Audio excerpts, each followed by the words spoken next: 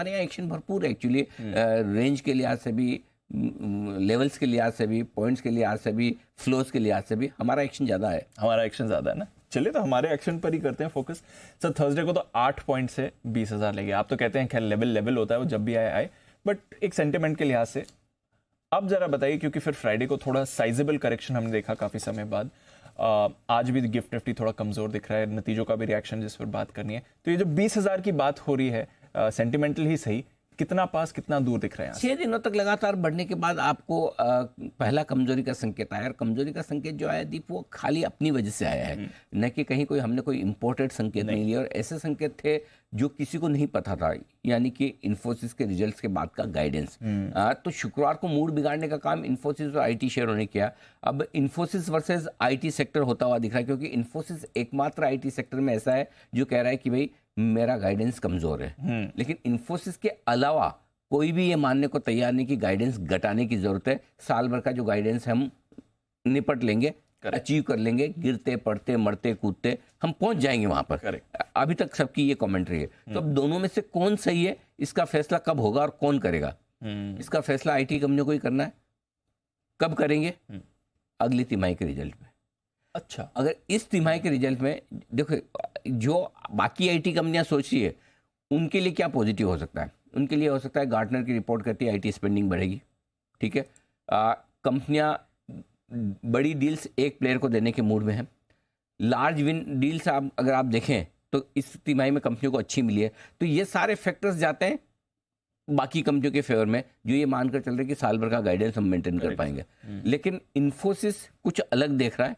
शायद इन्फोसिस को कुछ थोड़े खर्चे कम होने के संकेत आ रहे हैं, नए ऑर्डर्स मिलने के कम संकेत आ रहे हैं। ये भी तब जबकि $2 बिलियन का ऑर्डर उन्हें मिला है। सो आई थिंक इन्फोसिस, आज अगर आप किसी को भी पूछें तो इन्फोसिस के बजाय आप आईटी सेक्टर की बाकी कंपनी ने जो कुछ कहा है उस पर ज्यादा भरोसा करेंगे। Right, correct. बाकी कहीं भी एक भी जगह कोई खराबी के संकेत नहीं।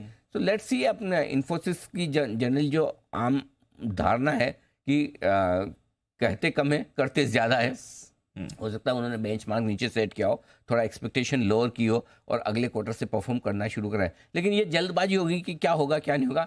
रहा सवाल, काफी लोग मुझे पूछ भी रहे थे वीकेंड पे आईटी शेयर पढ़ें, क्या करना चाहिए, बुलिश में। तो मेरा ये मानना है कि आईटी सेक्टर, अब आप ये समझ लीजिए कि 3 महीने कुछ नहीं होगा। अच्छा, हाँ, 3 महीने ये पड़े रहेंगे।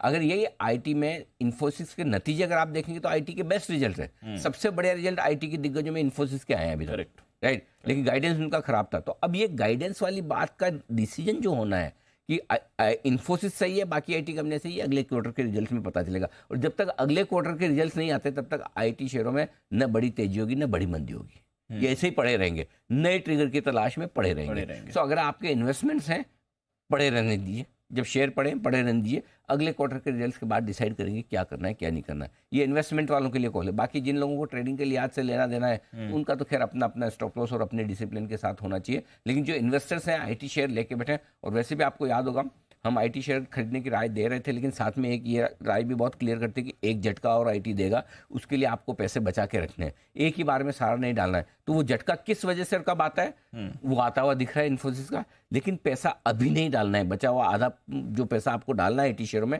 वो अगले क्वार्टर के रिजल्ट पे डालना है। आपने कहा था एक झटका आएगा, 100% वो एक झटका लग रहा है। अब वो किस वजह से आएगा? क्या नैस्डैक खराब होने से आ सकता है? क्या कोई बड़ी दिग्गज आईटी कंपनी ग्लोबली गाइडेंस कम कर दे या कुछ खराब बोल दे, या कोई ऐसा खराब रिजल्ट आ जाए, या इन्फोसिस का आउटलुक खराब हो जाए? जो भी हो, ये जो झटका आया है इसका फायदा आपको लेना है, लेकिन अभी नहीं, अगले क्वार्टर के रिजल्ट पे। अभी जो है आप उसको होल्ड करो, शांति से बैठो।